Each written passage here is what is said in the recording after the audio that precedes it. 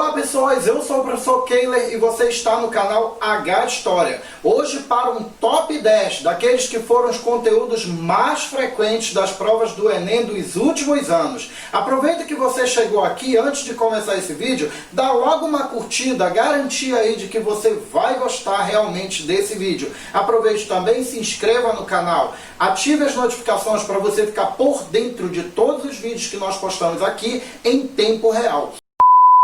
O 10º item que mais caiu no Enem nos últimos tempos foi sobre a Guerra Fria. Esse período que vai de 1945, final da Segunda Guerra Mundial, até 1991, com o fim da União Soviética, é marcado por inúmeros conflitos entre duas superpotências. E é muito importante que você fique atento para esses conflitos e essas disputas no campo ideológico, no campo armamentista, no campo territorial. Fique atento para os momentos de tensão da Guerra Fria e, ao mesmo tempo, para a importância tanto de Estados Unidos quanto para a União Soviética dentro dos blocos capitalistas e socialistas que a gente tem, então, nesse período. O conteúdo, então, classificado como o número 9 que mais caiu no Enem é a História do Brasil, mais precisamente a República Populista. Esse período da história republicana do Brasil, que vai de 1946 a 1964, corresponde ali exatamente à deposição de Getúlio Vargas com o fim do Estado Novo e o golpe militar que inaugura a ditadura militar em 1964.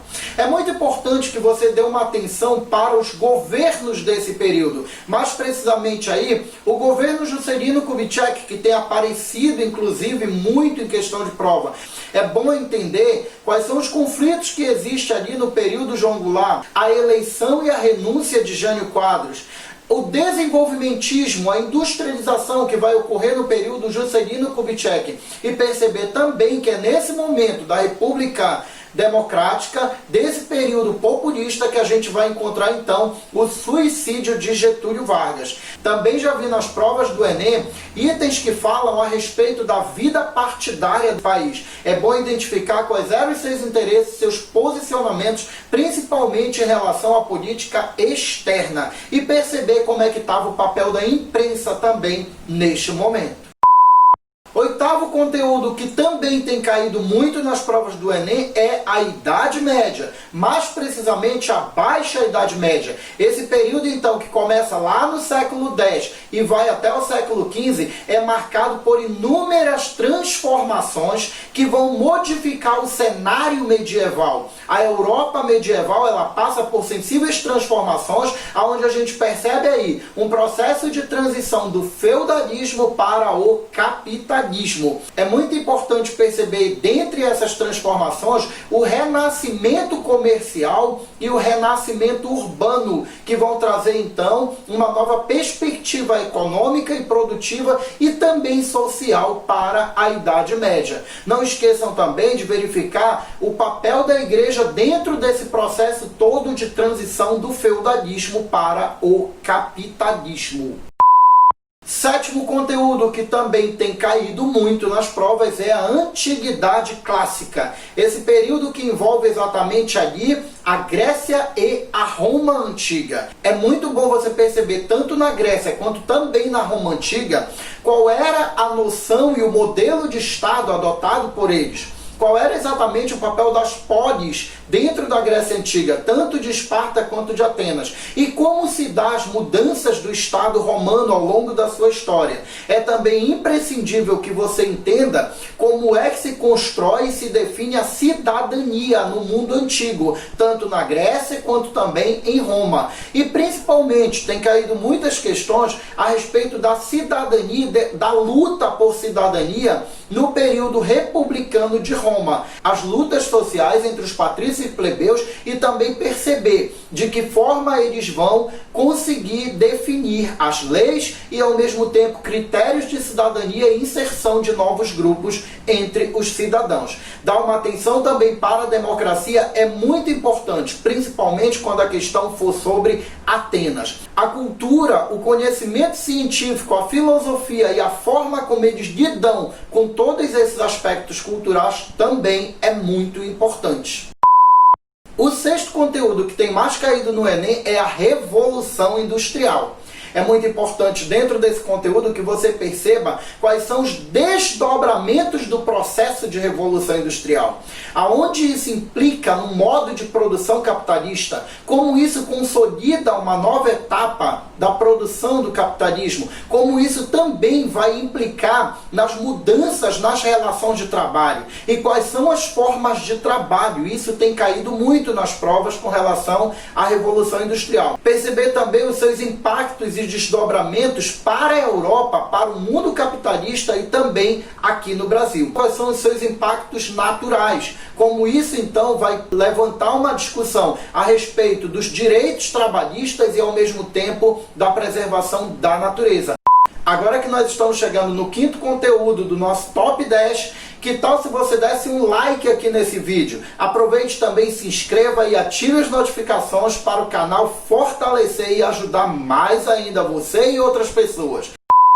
O quinto conteúdo que tem caído muito no Enem é o Brasil Colônia. Aquele período em que os portugueses chegam aqui, mais tarde então, eles vão implantar definitivamente a colonização em 1530. E o Brasil será uma colônia até 1808, quando a família real chega aqui e começa a promover transformações.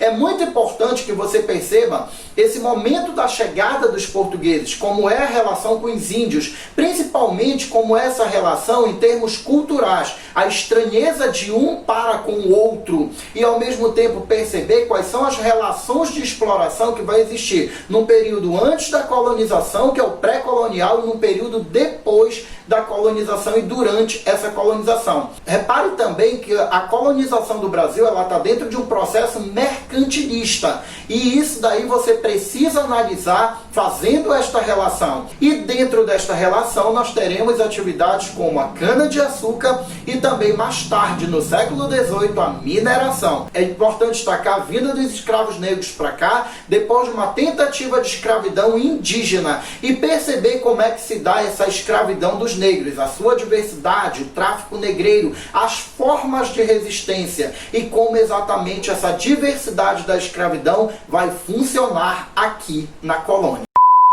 O quarto conteúdo que tem caído muito nas provas do Enem é a ditadura militar. Esse período que vai entre 1964 até 1985, marcado por um ciclo de governos militares. Ele tem seu início com o golpe de 1964, e é muito importante que você esteja atento para o significado desse golpe. Qual foi a justificativa que os militares deram para então tomar o poder após a deposição de João Goulart? É importante também você perceber as mudanças na estrutura de Estado a partir dos atos institucionais que vão existir, onde o mais famoso seria inclusive o ato institucional número 5. Perceber a política econômica e para quem ela estava voltada, quem é exatamente que vai se dar bem, qual é a relação dela com o capital externo. Também é importante dentro desse período perceber qual é o momento em que a ditadura começa a entrar em declínio. Quem são os sujeitos que vão fazer oposição? Perceber então o Estado repressor e aquelas resistências dentro da ditadura militar é fundamental para algumas questões do Enem. Também é importante observar aspectos que marcam o processo de redemocratização que vão marcar as décadas de 70 e o início da década de 80, até finalmente o processo de fim do regime militar em 1985. O terceiro conteúdo que tem caído muito nas provas, claro, não podia deixar de ser o baixinho Getúlio Vargas. O Getúlio Vargas sempre está aparecendo por aqui. É muito importante você lembrar que o Getúlio Vargas governa o Brasil por 2 vezes. Um primeiro momento que vai então da era Vargas de 1930, quando ele chega através de uma revolução, a dita Revolução de 1930, e termina em 1945. Nós temos 3 momentos desse período: o governo provisório, constitucional e o Estado Novo. Este último tem caído muito, e é muito importante que você perceba, ao longo dos 15 anos de Getúlio Vargas, os modelos de Estado então implantado por ele, e ao mesmo tempo como isso marca as medidas e o governo então de Getúlio Vargas. É importante você perceber, principalmente dentro do Estado Novo, as medidas autoritárias tomadas por ele, o papel do DIP, inclusive de controle da imprensa, o papel do Brasil Brasil na Segunda Guerra, o nacionalismo que a gente vai verificar então muito aflorado nesse período, mas perceber acima de tudo as relações com os trabalhadores, porque esse é um período também marcado por conquistas trabalhistas, e perceber qual é a visão de autoritarismo que se tem de Getúlio Vargas nesse período pela burguesia, pelos políticos tradicionais e pela própria camada operária. O Vargas volta ao poder em 1951. É bom perceber quais são as características desse momento do segundo Vargas e verificar então qual é a sua postura em relação ao capital externo, em relação aos operários e como isso vai conflitar com grupos que se tornam oposição e que vão provocar então uma crise política que vai levar ao suicídio de Vargas em 1954, pondo fim definitivamente à era Vargas. Segundo conteúdo que mais tem caído nas provas do Enem é também do período republicano da história do Brasil. E se trata da República Velha. Esse primeiro momento da República começa com a proclamação em 1989 e vai até 1930.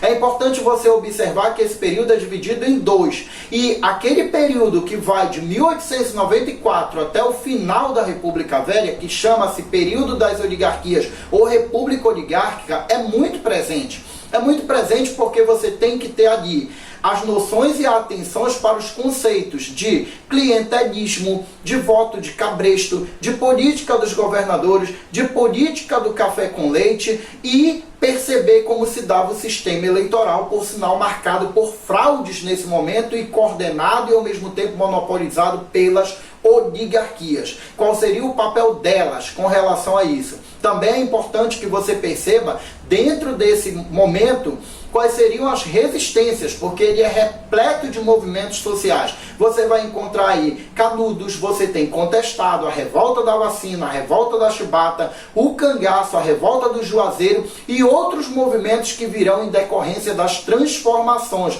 a partir do processo de industrialização na década de 10, que a gente vai verificar então a partir daí o tenentismo e ao mesmo tempo a própria Revolução de 1930. Lembrando que lá no primeiro momento, que é o governo Deodoro e Floriano, que é a República da Espada, é muito importante que você tenha atenção para a Constituição de 1891. Aliás, é muito importante que você dê uma atenção especial a essas constituições de cada período. E antes que a gente fale sobre o primeiro item que tem caído muito nas provas do Enem, você já deu o seu like aqui nesse vídeo? Então aproveita que lá vai o item. É o Brasil Império. E o Brasil Império, mais precisamente, primeiro reinado, período regencial e segundo reinado, que são três subperíodos desse momento, que vai entre 1822 até 1889.